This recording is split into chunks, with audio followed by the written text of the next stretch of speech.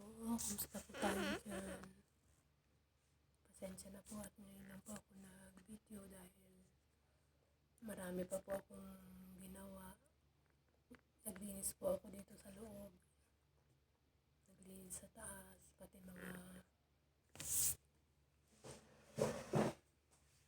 mga kubeta. Nilinis ko pa po. Tapos po nung naglinis ako, nagluto pa po akong pagkain ng amo ko. Nagsaing din pa ako ng kanin ko. Hanggang ngayon po ay hindi pa po makalabas si Teresa dahil po nasa ICU po siya ngayon. Naawa na nga po ako. Ayun po, kagabi po ay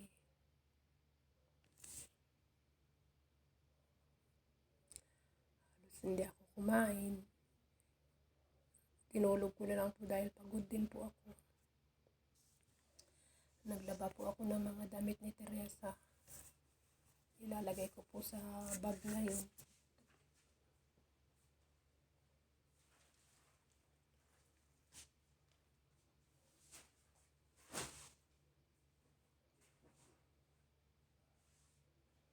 Ito yung mga dadalhin sa hospital.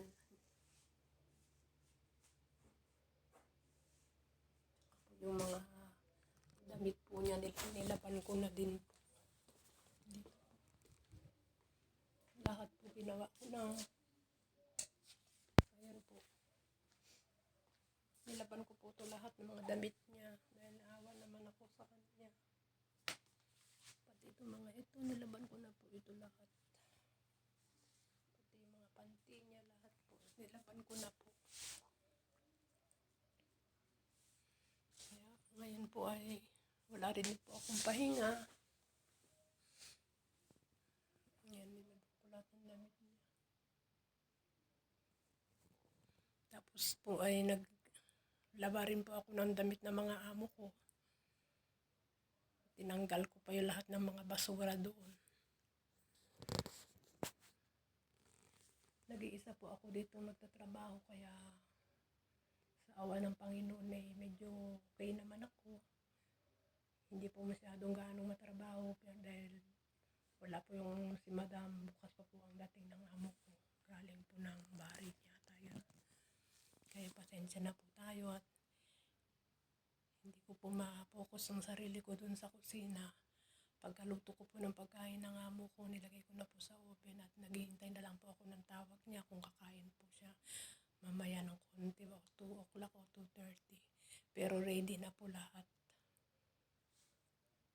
Hindi pa po ako makakasama ngayon sa hospital dahil bawal pong pumasok sa ICU po si Teresa. Ayoko po siyang tignan at naawa po ako sa kanya dahil dito po niya ay binutasan din, nilagyan po ng tubo yata dito. Parang ang sakit-sakit yung nararamdaman ko rin nung na-hospital ako. Hindi ko rin po alam kung ano ang nangyayari sa akin. Alhamdulillah.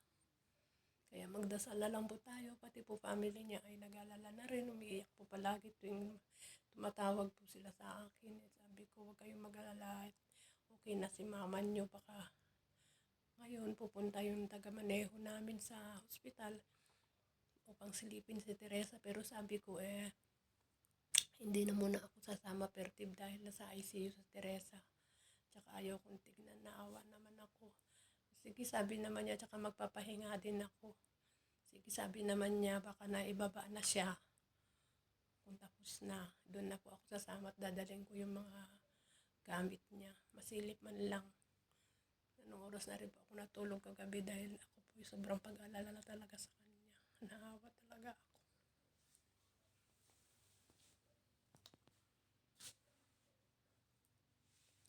Sa totoo lang po, kahit na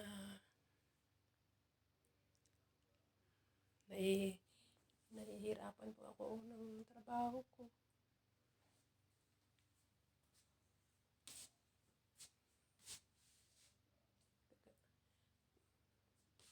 Naayos ko na rin po pati yung mga basurahan niya, tinanggal ko na po.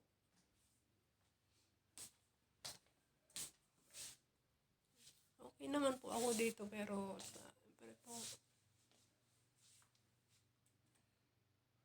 mamimiss po din natin yung kasama natin dahil sa tagal namin nagsama.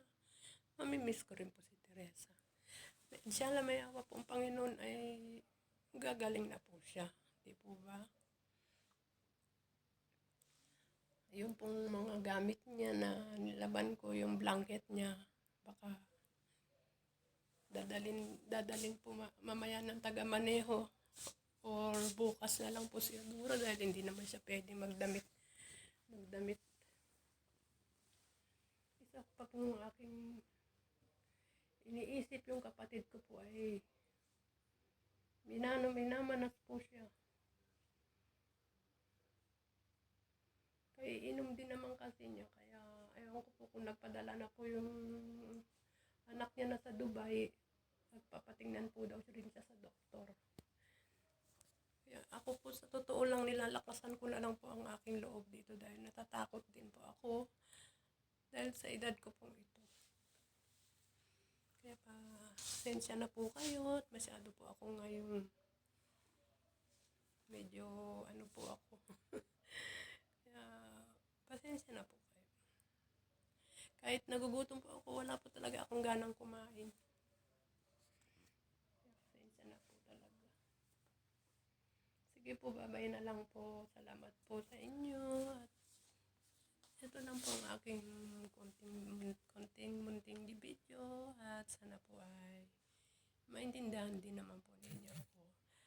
Salamat po sa inyo at baka bukas makasama ako video mag-ano po ako kay Teresa pero bawal ako. Hindi ko na lang po ipopost at nakakahawa naman po yung babae na yun. Namimiss ko rin po siya.